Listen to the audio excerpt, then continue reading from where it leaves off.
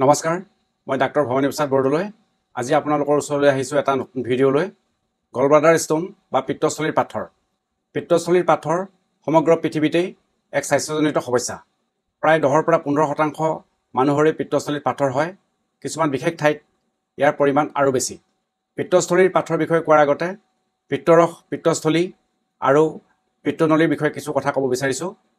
আমি মাছ মাংস খোৱা বহুতেই হয়তো মাছ মাংস কাটোতে দেখিছোঁ যে ইয়াৰ লিভাৰত এটা সৰু সেউজীয়া পানী জুলুঙাৰ দৰে অংগ লাগি থাকে।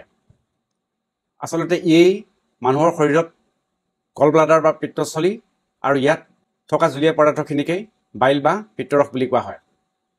পিত্তৰস যকৃতত উৎপাদিত আৰু নিঃসৰিত এবিধ পাচক ৰস। ইয়াৰ 80% পানী।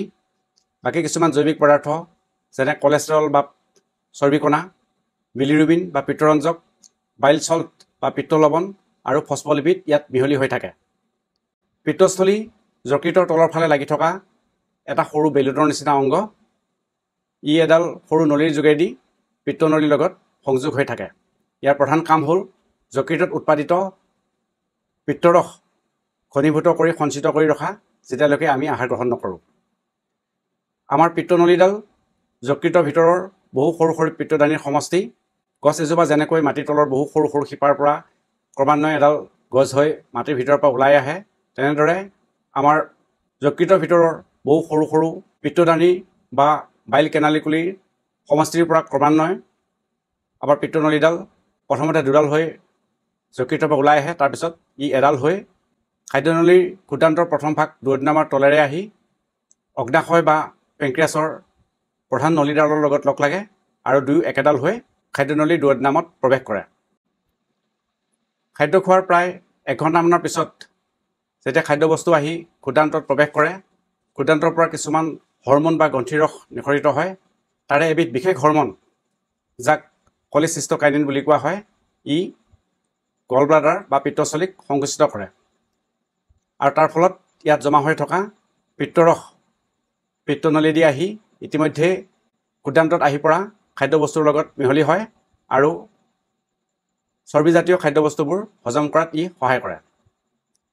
পিত্তৰসে কিছুমান ভিটামিন যেনে vitamin A, vitamin D, vitamin E, vitamin K, যাক সংক্ষেপতে ফেট চলিবল ভিটামিন বুলি কোৱা হয়, এই ভিটামিনবোৰ খাদ্যনলীৰ পৰা শোষণ কৰি লোৱাত সহায় কৰে। তাৰোপৰি পিত্তৰসৰ যোগেদি যকৃতে কিছুমান অলাগতিয়াল দ্ৰব্য যেনে কলেষ্ট্ৰল, কিছুমান ঔষধ, কিছুমান টক্সিন বা বিষাক্ত পদাৰ্থ আৰু বিলিৰুবিন শৰীৰৰ পৰা উলিয়াই দিয়ে। প্ৰথমতে আহোঁ আপোনালোকৰ সকলোৱে জানিবলৈ মন যোৱা কথাটো, যিটো হৈছে পিত্তস্থলীতনো পাথৰ কিয় হয়। পিত্তস্থলীত পাথৰ হোৱাৰ মূল কাৰণ 3টা। 1 নম্বৰতে যকৃতে যেতিয়া কলেষ্ট্ৰল বেছিকৈ উৎপাদন আৰু নিঃসৰিত কৰে, যাৰ ফলত পিত্তৰসত বেছিকৈ কলেষ্ট্ৰল পোৱা যায়। দ্বিতীয়তে খাদ্যনলীত যেতিয়া বাইল চল্ট বা পিত্তলৱণ কমকৈ শোষণ কৰা হয় আৰু তাৰ সলনি কলেষ্ট্ৰল বেছিকৈ শোষিত হয়। 3 নম্বৰতে পিত্তস্থলীৰ সঞ্চালন ক্ষমতা বা মটিলিটি যেতিয়া কমি যায়, যাৰ ফলত পিত্তৰস পিত্তস্থলীত বহুত দিনলৈ জমা হৈ থাকি ঘনীভূত হয়, যাৰ ফলত পিত্তস্থলীত পাথৰ গঠন হয়। ইয়াৰ উপৰিও কিছুমান বিশেষ সংবেদনশীল কাৰক বা ৰিস্ক ফেক্টৰ আছে। যিসকল ব্যক্তিৰ এই ৰিস্ক ফেক্টৰবোৰ থাকে, তেওঁলোকৰ পিত্তস্থলীত বেছিকৈ পাথৰ গঠন হোৱা দেখা যায়। প্ৰথমতে বয়সৰ লগে লগে পিত্তস্থলীত পাথৰৰ হাৰ বাঢ়ি গৈ থাকে। ই বাঢ়ি গৈ 40ৰ পৰা 50 বছৰ বয়সত আটাইতকৈ বেছিকৈ হোৱা দেখা যায়। শিশু বা কৈশোৰত পিত্তস্থলীত পাথৰ বহুতেই কম। কিছুমান বিশেষ বেমাৰ যেনে হিম'লাইটিক এনিমিয়া, য'ত লোহিত ৰক্তৰ কণিকাবোৰ বেছিকৈ ভাঙি হোৱা ৰক্তহীনতা, এনেবোৰ বেমাৰত কম বয়সতে পিত্তস্থলীত পাথৰ হোৱা দেখা যায়। ইয়াৰ পিছত লিংগ বা জেণ্ডাৰ। মহিলাসকলৰ পুৰুষতকৈ 2 গুণ বা 3 গুণ পিত্তস্থলীত পাথৰ বেছিকৈ হোৱা দেখা যায়। গৰ্ভধাৰণৰ সময়ত প্ৰায় 30% মহিলাৰ পিত্তস্থলীত পাথৰ বা পাথৰৰ গুৰি হয়। ইয়াৰ উপৰিও মেনষ্ট্ৰুৱেল চাইকেল বা ঋতুস্ৰাৱ বন্ধ হোৱাৰ পিছত ব্যৱহাৰ কৰা কিছুমান ঔষধ যেনে ইষ্ট্ৰজেন, এই ঔষধবোৰৰ ব্যৱহাৰ কৰা ফলতো মহিলাসকলৰ পিত্তস্থলীত বেছিকৈ পাথৰ হোৱা দেখা যায়। ইয়াৰ পিছত মেদবহুলতা বা অবেচিটি। মেদবহুল বা অবেজ ব্যক্তিসকলৰ পিত্তস্থলীত বেছিকৈ পাথৰ হোৱা দেখা যায়। যিসকল ব্যক্তিয়ে শৰীৰ চৰ্চা বা শাৰীৰিক পৰিশ্ৰম নকৰে, তেওঁলোকৰো পিত্তস্থলীত বেছিকৈ পাথৰ হয় যিসকল ব্যক্তিয়ে বেছি কেলৰিযুক্ত আহাৰ খায় বিশেষকৈ কাৰ্বহাইড্ৰেট জাতীয় তেওঁলোকৰো পিত্তথলীত বেছিকৈ পাথৰ হোৱা দেখা যায় যিসকল ব্যক্তিয়ে অতি কম সময়ৰ ভিতৰতে বেছিকৈ ওজন কমায় তেওঁলোকৰো পিত্তথলীত বেছিকৈ পাথৰ হোৱা দেখা যায় যেনে বহু বেছিকৈ লঘোণ দিয়া বা মেদবহুলতাৰ বাবে কৰা অস্ত্ৰোপচাৰৰ পিছত কিছুমান ঔষধৰ পৰাও পিত্তথলীত বেছিকৈ পাথৰ হোৱা দেখা যায় যেনে টোটেল পাৰেণ্টেল নিউট্ৰিশ্যন বহুত দিন ধৰি খাব নোৱাৰা ৰোগীক ব্যৱহাৰ কৰা এবিধ লিকুইড বা তৰল সোমাটোষ্টেটিন এনালগ একৰমেগালি বা নিউৰোএণ্ডক্ৰাইন টিউমাৰ আদিত ব্যৱহৃত এবিধ ঔষধ চেপ্টাএক্সন এবিধ জীৱাণুনাশক এই ঔষধবোৰ ব্যৱহাৰৰ ফলতো পিত্তথলীত বেছিকৈ পাথৰ হোৱা দেখা যায় কিছুমান বেমাৰ যেনে liver cirrhosis inflammatory bowel disease খাদ্যনলীত হোৱা এবিধ বেমাৰ বা কিছুমান অপাৰেশ্যন বা শল্য চিকিৎসা যেনে ইলিয়াৰ লিছেকশ্যন ক্ষুদ্ৰান্তৰ শেষৰ ভাগ কাটি কৰা এবিধ অপাৰেশ্যন পোষ্ট ভেগটমি ভেগাছ নাৰ্ভ কাটি কৰা এবিধ শল্য চিকিৎসা এই বেমাৰ বা শল্য চিকিৎসাবোৰৰ পিছতো পিত্তথলীত বেছিকৈ পাথৰ হোৱা দেখা যায় ইয়াৰ উপৰিও প্ৰায় 30% কাৰণ জেনেটিক্স বা বংশগতি সম্বন্ধীয় বুলি কোৱা হৈছে ইয়াৰ পিছত আহোঁ পিত্তথলীৰ পাথৰবোৰনো কি ই কিহেৰে গঠিত হয় পিত্তথলীৰ পাথৰ সচৰাচৰ কলেষ্ট্ৰল কেলছিয়াম আৰু পিত্তৰঞ্জক বিলিৰুবিন আৰু বিলিভাইৰিনৰ দ্বাৰা গঠিত হয় এই খনিজ আৰু জৈৱিক পদাৰ্থবোৰৰ পৰিমাণৰ ওপৰত নিৰ্ভৰ কৰি ইয়াক দুই ভাগত ভাগ কৰা হৈছে কলেষ্ট্ৰল ষ্টোন ই প্ৰায় 70% ই কলেষ্ট্ৰল আৰু কেলছিয়ামৰ দ্বাৰা গঠিত অকল কলেষ্ট্ৰলৰ দ্বাৰা গঠিত পাথৰ মাত্ৰ 10% মানতহে পোৱা যায় ইয়াৰ ৰং বগা দ্বিতীয়বিধ পাথৰ হ'ল পিগমেন ষ্টোন বা ৰং বৰণৰ পাথৰ ইয়াক দুই ভাগত ভাগ কৰা হৈছে ব্লেক ষ্টোন বা কলা পাথৰ আৰু ব্ৰাউন ষ্টোন বা মুগা বৰণৰ পাথৰ ব্লেক ষ্টোন বা কলা বৰণৰ পাথৰবিধ পিত্তৰঞ্জকৰ দ্বাৰা গঠিত হয় ই কিছুমান বিশেষ বেমাৰ যেনে sickle cell anaemia liver cirrhosis আদিত বেছিকৈ পোৱা যায় ব্ৰাউন বা মুগা বৰণৰ পাথৰবিধ সচৰাচৰ পিত্তনলীতহে পোৱা যায় তথাপিও বহু কম পৰিমাণে পিত্তথলীতো ই গঠন হ'ব পাৰে ই পিত্তৰঞ্জক আৰু কলেষ্ট্ৰলৰ দ্বাৰা গঠিত কিছুমান বেমাৰ যেনে পিত্তথলীৰ সঞ্চালন ক্ষমতা বা মটিলিটি কমি গ'লে লগতে যদি ইনফেকশ্যন বা জীৱাণুৰ আক্ৰমণ হয় তেনেহ'লে এই ব্ৰাউন পাথৰবিধ গঠন হয় আহোঁ লক্ষণসমূহলৈ লক্ষণসমূহ আচলতে পিত্তথলীৰ পাথৰ আমি কি অৱস্থাত পাইছোঁ তাৰ ওপৰত নিৰ্ভৰ কৰে পিত্তথলীৰ পাথৰ আমি তিনি প্ৰকাৰে পাব পাৰোঁ প্ৰথমতে এচিম্পটমেটিক গলব্লাডাৰ ষ্টোন বা লক্ষণবিহীনভাৱে পোৱা পিত্তথলীৰ পাথৰ দ্বিতীয়তে একিউট কেলকুলাছ কলেচিষ্টাইটিছ পিত্তথলীৰ পাথৰৰ ফলত পিত্তথলীত হঠাতে হোৱা সংক্ৰমণ আৰু প্ৰদাহ বা ইনফ্লেমেশ্যন তৃতীয়তে ক্ৰনিক কেলকুলাছ কলেচিষ্টাইটিছ দীৰ্ঘদিন ধৰি পিত্তথলীৰ পাথৰে নিৰৱচ্ছিন্নভাৱে পিত্তথলীত কৰা সংক্ৰমণ আৰু প্ৰদাহ বা ইনফ্লেমেশ্যন প্ৰথমতে আহোঁ এচিম্পটমেটিক গলব্লাডাৰ ষ্টোনলৈ যেতিয়া কোনো কাৰণত যেনে নিয়মীয়াকৈ স্বাস্থ্য পৰীক্ষা কৰোঁতে বা অন্য বেমাৰ বা সমস্যাৰ কাৰণে পেটৰ আল্ট্ৰাছাউণ্ড চিটি স্কেন বা কম্পিউটাৰ টম'গ্ৰাফি MRI বা মেগনেটিক ৰিজনেঞ্চ ইমেজিং আদি পৰীক্ষা কৰোঁতে পিত্তথলীত পাথৰ ধৰা পৰে যিবোৰৰ কোনো লক্ষণ নাথাকে তেনেধৰণৰ পাথৰক এচিম্পটমেটিক গলষ্টোন ডিজিজ বা লক্ষণবিহীনভাৱে পোৱা পিত্তথলীৰ পাথৰ বুলি কোৱা হয় এনেবোৰ পাথৰৰ কোনো ধৰণৰ লক্ষণ নাথাকে দ্বিতীয়তে একিউট কেলকুলাছ কলেচিষ্টাইটিছ পিত্তথলীৰ পাথৰে পিত্তথলীত হঠাতে কৰা সংক্ৰমণ আৰু প্ৰদাহ প্ৰথমতে পিত্তথলীৰ পাথৰে পিত্তস্থলী আৰু পিত্তনলী সংযোগী পথছোৱা বন্ধ কৰি দিয়ে ইয়াৰ ফলত খাদ্য খোৱাৰ পিছত বিশেষকৈ চৰ্বিজাতীয় আহাৰ খোৱাৰ পিছত যেতিয়া পিত্তস্থলীটো সংকুচিত হয় তেতিয়া পিত্তস্থলীত জমা হৈ থকা পিত্তৰস পিত্তনলীয়েদি খাদ্যনলীলৈ আহিব নোৱাৰে তেতিয়াই পেটৰ সোঁফালে ওপৰৰ ভাগত তীক্ষ্ণ বিষ অনুভৱ হয় এই বিষ সোঁফালে পিঠিলৈ বা কেতিয়াবা কাণ বা বাউসীলৈ যাব পাৰে এই বিষ কেইবা ঘণ্টাৰ পৰা কেইবা দিনলৈও থাকিব পাৰে ইয়াৰ ফলত বেমাৰীৰ বা ৰোগীৰ বমি হ'ব পাৰে বা বমি বমি ভাৱ লগা অনুভৱ হ'ব পাৰে এই প্ৰক্ৰিয়া যদি চলিয়ে থাকে তেনেহ'লে প্ৰথমে পিত্তস্থলীৰ বেৰখন ফুলি উঠে যাৰ ফলত পিত্তস্থলীলৈ তেজ আৰু অক্সিজেন চলাচল কমি যাব পাৰে বা বন্ধ হ'ব পাৰে ইয়াৰ ফলত পিত্তস্থলীৰ বাহিৰৰ বেৰত ৰক্তক্ষৰণ হোৱা দেখা যায় যাক কোৱা হয় ছাবচেৰেব্ৰেল হিমৰেজ।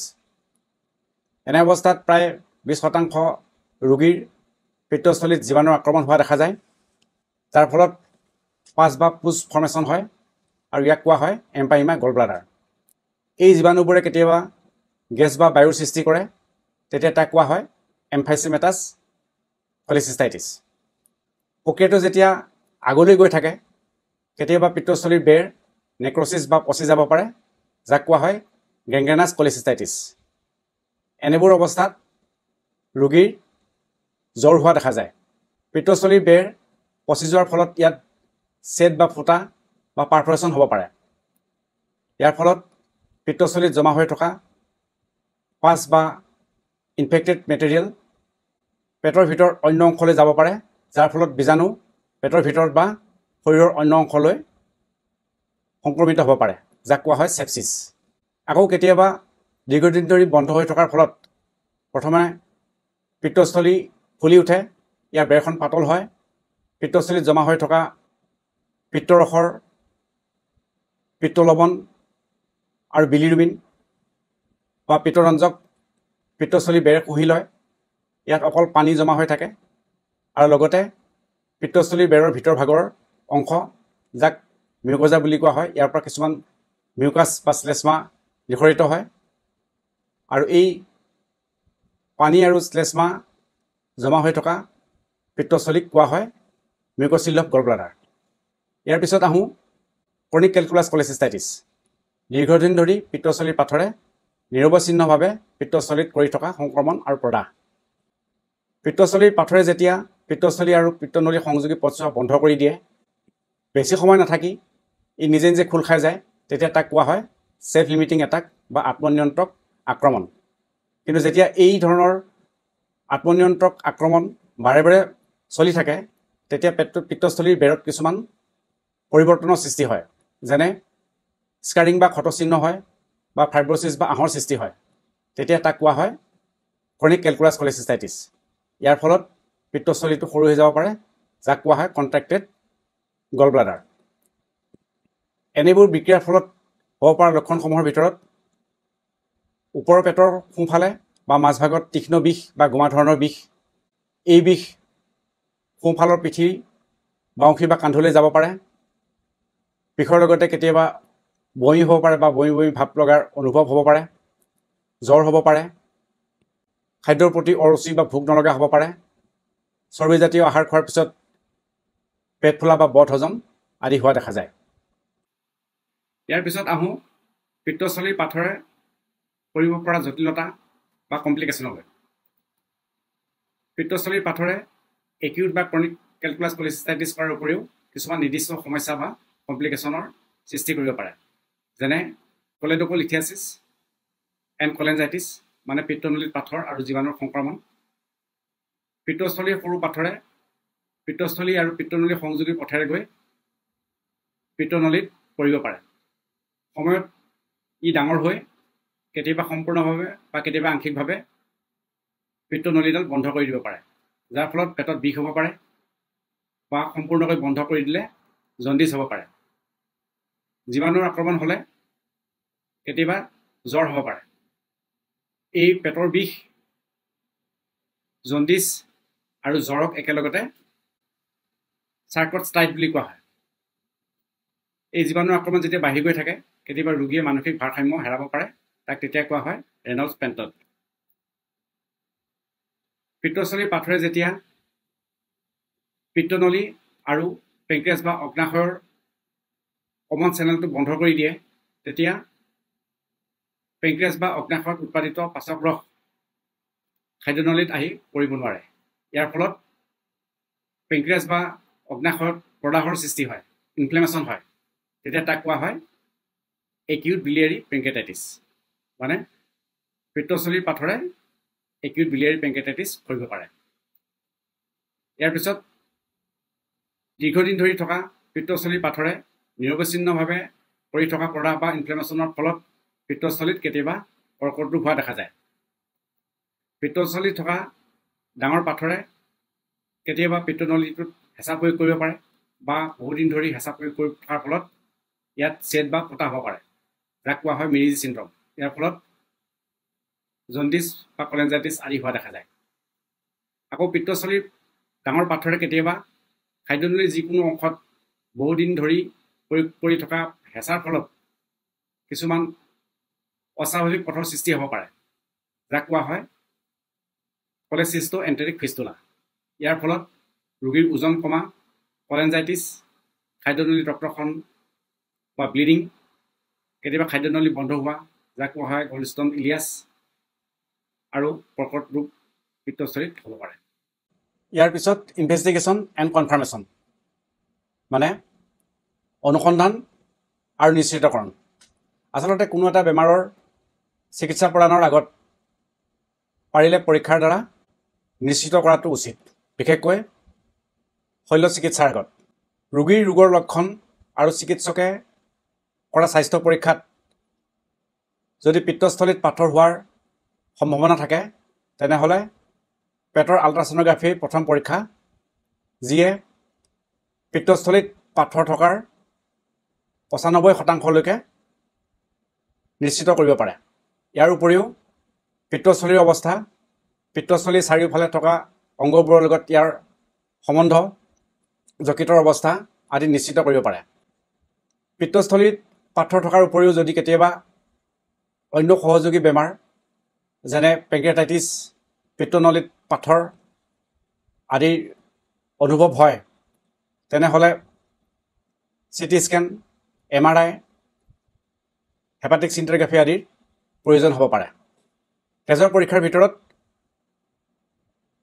শ্বেতৰক্তকণিকা, বিলিৰুবিন বা লিভাৰৰ এনজাইম সামান্য পৰিমাণে বাঢ়িব পাৰে। এইবোৰ যদি বেছিকৈ বাঢ়ে, তেনেহ'লে অন্য সহযোগী বেমাৰৰ কথা চিন্তা কৰিব লাগে। ইয়াৰ পিছত ট্ৰিটমেণ্ট বা চিকিৎসা। লক্ষণযুক্ত পিত্তস্থলীৰ পাথৰৰ বাবে দুই প্ৰকাৰৰ চিকিৎসা আছে: মেডিকেল ট্ৰিটমেণ্ট বা ঔষধৰ দ্বাৰা কৰা চিকিৎসা, চাৰ্জিকেল ট্ৰিটমেণ্ট বা শল্য চিকিৎসা। মেডিকেল বা ঔষধৰ দ্বাৰা কৰা চিকিৎসাত পিত্তস্থলীৰ পাথৰক কিছুমান জৈৱিক পদাৰ্থ বা অৰ্গেনিক চলভেণ্টৰ দ্বাৰা গলাবলৈ চেষ্টা কৰা হয়। এনেবোৰ ট্ৰিটমেণ্ট মুঠেই ফলপ্ৰসূ নহয়, কিয়নো এনেধৰণৰ ঔষধবোৰ 6 মাহৰ পৰা 2 বছৰ বা কেতিয়াবা 5 বছৰলৈকে খাব লগাত পৰে। বহু কম সংখ্যক পাথৰহে গলি যায়। তাৰোপৰি ঔষধ এৰি দিয়াৰ লগে লগে প্ৰায় 50% মানুহৰ পিত্তস্থলীত আকৌ পাথৰ হয়।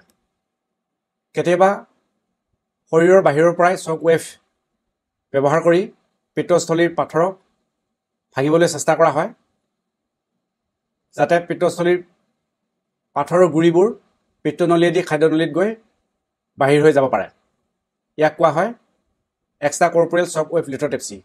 এনেধৰণৰ ট্ৰিটমেণ্টো মুঠেই ফলপ্ৰসূ নহয়। ইয়াৰ পিছত আহোঁ চাৰ্জিকেল ট্ৰিটমেণ্ট বা শল্য চিকিৎসালৈ। অস্ত্ৰোপচাৰৰ দ্বাৰা পিত্তস্থলীক শৰীৰৰ পৰা উলিয়াই দিয়া কাৰ্যক কলিচিচেক্টমী বুলি কোৱা হয়।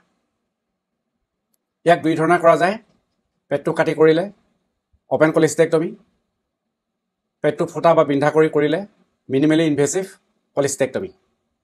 এই মিনিমেলি ইনভেচিভ কলিচিটেক্টমী দুই প্ৰকাৰৰ: লেপাৰস্কোপিক আৰু ৰবটিক।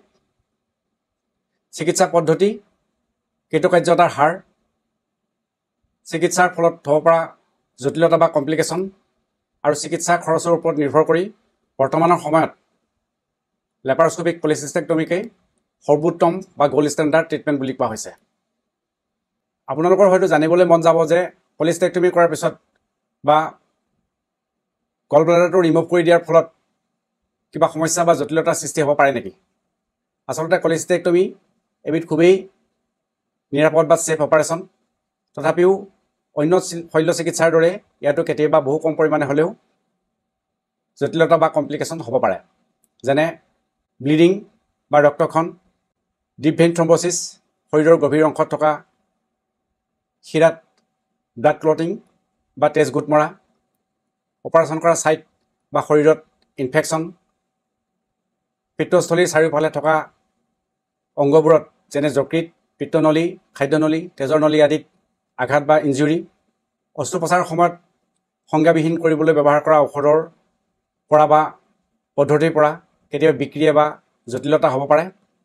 তাৰোপৰি প্ৰায় 8 পৰা 10% লোকৰ কেতিয়াবা মাজে মাজে পেটৰ বিষ, বমি হোৱা, ভোক নলগা, পেট ফুলা আদি হোৱা দেখা যায়, যাক একেলগে পোষ্ট কলিষ্টেক্টমি চিণ্ড্ৰম বুলি কোৱা হয়।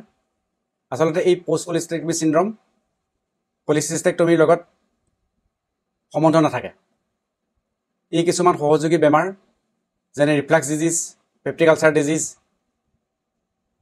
পেংক্ৰিয়াটাইটিছ, ইৰিটেবল বাউল চিণ্ড্ৰম আদিৰ পৰাহে হয়, যিবোৰ হয়তো অপাৰেশ্যনৰ আগত বা অপাৰেশ্যনৰ সময়ত ধৰা পৰা নাছিল। তাৰোপৰি প্ৰায় 5 পৰা 10% ৰোগীৰ অপাৰেশ্যনৰ পিছত ডায়েৰিয়া হোৱা দেখা যায়। ইয়াৰ কাৰণ হ'ল আমাৰ পিত্তস্থলীটোৱে পিত্তৰসৰ ৰিজাৰ্ভাৰ হিচাপে কাম কৰে। যেতিয়া ইয়াক অস্ত্ৰোপচাৰৰ দ্বাৰা উলিয়াই দিয়া যায়, তেতিয়া এই ৰিজাৰ্ভাৰ ফাংচনটো নোহোৱা হয়। তাৰ ফলত পিত্তৰস খাদ্য নোখোৱা অৱস্থাটো খাদ্যনলীত সকলো সময়তে আহি পৰিব পাৰে। আৰু এই পিত্তৰস যেতিয়া আমাৰ বৃহদান্ত বা কলনত আহি পৰে, কলন বা বৃহদান্তৰ ইলেক্ট্ৰলাইট আৰু পানী শোষণ কৰা পদ্ধতিত ব্যাঘাত জন্মায়। তাৰ ফলতেই ডায়েৰিয়া হয়। ই সম্পূৰ্ণ খন্তেকীয়া, সময়ত প্ৰায় সকলোৰে ঠিক হৈ যায়। তথাপিও কিছুমান ৰোগীক কেতিয়াবা এণ্টিডায়েৰিয়েল বা আহজাতীয় খাদ্যৰ প্ৰয়োজন হয়। ইয়াৰ পিছত আহোঁ এচিমটমেটিক গ'ল্ড ষ্টোন বা লক্ষণবিহীনভাৱে পোৱা পিত্তস্থলীৰ পাথৰৰ ট্ৰিটমেণ্টলৈ। পিত্তস্থলীত পাথৰ থাকিলে যে লক্ষণে দেখা দিব তেনে নহয়। প্ৰায় 22% পৰা 80% লোকৰ পিত্তস্থলীত পাথৰ পোৱাৰ সময়ত কোনো ধৰণৰ লক্ষণ নাথাকে। তাৰোপৰি 10 পৰা 20% মানুহৰহে 5 বছৰত লক্ষণে দেখা দিয়ে। ইয়াৰ উপৰিও 2% মানুহৰহে প্ৰতি বছৰে ইয়াৰ পিছত লক্ষণে দেখা দিয়ে। লক্ষণে দেখা নিদিলেও পিত্তস্থলীৰ পাথৰৰ পৰা কিছুমান জটিলতা হ'ব পাৰে। ইয়াৰ বিষয়ে মই আগতেই কৈছোঁ, যেনে কলিডোকলিথিয়াচিছ এণ্ড কলেঞ্জাইটিছ, মানে পিত্তনলীত পাথৰ আৰু ইনফেকশ্যন, পিত্তস্থলীত কৰ্কট ৰোগ, একিউট বিলিয়াৰী পেংক্ৰিয়াটাইটিছ, মেৰিডিজি চিণ্ড্ৰম বা কলিচিষ্টো এণ্টেৰিক ফিষ্টুলা ইত্যাদি। গতিকে প্ৰশ্ন হ'ল, এজন ৰোগীয়ে সমগ্ৰ জীৱন লক্ষণ বা জটিলতা হোৱালৈ অপেক্ষা কৰিবনে, নে সময় বুজি আগতীয়াকৈ কলিচিষ্টেক্টমি কৰাব, মানে প্ৰফাইলেক্টিক কলিচিষ্টেক্টমি? বৰ্তমানৰ চিকিৎসা বিজ্ঞানৰ নীতিগত নিৰ্দেশাৱলীত লক্ষণবিহীনভাৱে পোৱা পিত্তস্থলীৰ পাথৰৰ সতৰ্কতাৰে পৰীক্ষা কৰাৰ বাহিৰে কোনো ধৰণৰ ট্ৰিটমেণ্টৰ উপদেশ দিয়া নাই। কিয়নো এই পাথৰবোৰৰ পৰা বহু কম পৰিমাণেহে লক্ষণে দেখা দিয়ে বা জটিলতাৰ সৃষ্টি হয়। তাৰোপৰি চিকিৎসাৰ বাবে হোৱা খৰচ আৰু চিকিৎসা পদ্ধতিৰ পৰা হ'ব পৰা সম্ভাৱ্য কমপ্লিকেশ্যন বা জটিলতা মুঠেই গ্ৰহণযোগ্য নহয়। লক্ষণ নাথাকিলেও কিছুমান বিশেষ ক্ষেত্ৰত প্ৰফাইলেক্টিক কলিচিষ্টেক্টমি লাভদায়ক বুলি গণ্য কৰা হৈছে, যেনে হিমোলাইটিক এনিমিয়া থকা ব্যক্তিসকলৰ অৰ্গেন ট্ৰেন্সপ্লেণ্ট বা অংগ সংপূৰ্ণৰ সময়ত 3 মিলিমিটাৰ বা তাতোতকৈ সৰু পাথৰ, কিয়নো এই পাথৰে একিউট বিলিয়াৰী পেংক্ৰিয়াটাইটিছ কৰিব পাৰে। 3 চেণ্টিমিটাৰ বা তাতোতকৈ ডাঙৰ পাথৰ, এই পাথৰে পিত্তস্থলীত কৰ্কট ৰোগ কৰাৰ সম্ভাৱনা থাকে। পৰ্চেলিয়ান বা কেলচিফাইড গলব্লাডাৰ, ইয়াতো কৰ্কট ৰোগৰ সম্ভাৱনা থাকে। নন ফাংচনিং গলব্লাডাৰ, ইয়াত বাৰে বাৰে ইনফেকশ্যন হোৱাৰ সম্ভাৱনা থাকে। বহু কম বয়সতে যদি পিত্তস্থলীত পাথৰ পোৱা যায়, চিকিৎসা সেৱাৰ পৰা আওহতীয়া ঠাইত থকা ব্যক্তিসকলৰ বাবে মেদবহুলতাৰ বাবে কৰা অপাৰেশ্যন, যাক বেৰেটিক চাৰ্জাৰী বুলি কোৱা হয়, এই চাৰ্জাৰীৰ সময়ত পিত্তস্থলীৰ পাথৰৰ লগতে যদি পিত্তস্থলীত পলিপ থাকে আৰু আনকণ্ট্ৰল ডায়েবেটিছ থকা ব্যক্তিসকলৰ, এনেবোৰ ক্ষেত্ৰত প্ৰফাইলেক্টিক কলিচিষ্টেক্টমি লাভদায়ক বুলি গণ্য কৰা হৈছে। গতিকে ৰোগী আৰু ৰোগীৰ অভিভাৱকৰ লগত লক্ষণ নাথাকিলেও পিত্তস্থলীৰ পাথৰৰ পৰা হ'ব পৰা জটিলতা বা কমপ্লিকেশ্যনৰ বিষয়ে আৰু প্ৰফাইলেক্টিক কলিচিষ্টেক্টমিৰ বিষয়ে বিতংভাৱে আলোচনা কৰিব লাগে। তেওঁলোকেই সিদ্ধান্ত ল'ব যে সতৰ্কতাৰ প্ৰতীক্ষা কৰিব নে প্ৰফাইলেক্টিক কলিচিষ্টেক্টমি কৰাব। তাৰ সলনি চিকিৎসক সমাজে লোৱা সতৰ্কতাৰে প্ৰতীক্ষাৰ যি ব্যাপক নীতি, কিমান গ্ৰহণযোগ্য ভাবিবৰ স্থল নোহোৱা নহয়। আশা কৰোঁ পিত্তস্থলীৰ পাথৰৰ বিষয়ে কিছু হ'লেও গম পালে। চেনেলটো ছাবস্ক্ৰাইব কৰি বেল আইকনটো দবাবলৈ নাপাহৰিব, যাতে পৰৱৰ্তী ভিডিঅ'বোৰ আপোনালোকে সহজে পাব পাৰে। সকলোৰে সুস্বাস্থ্য কামনা কৰিলোঁ। ধন্যবাদ।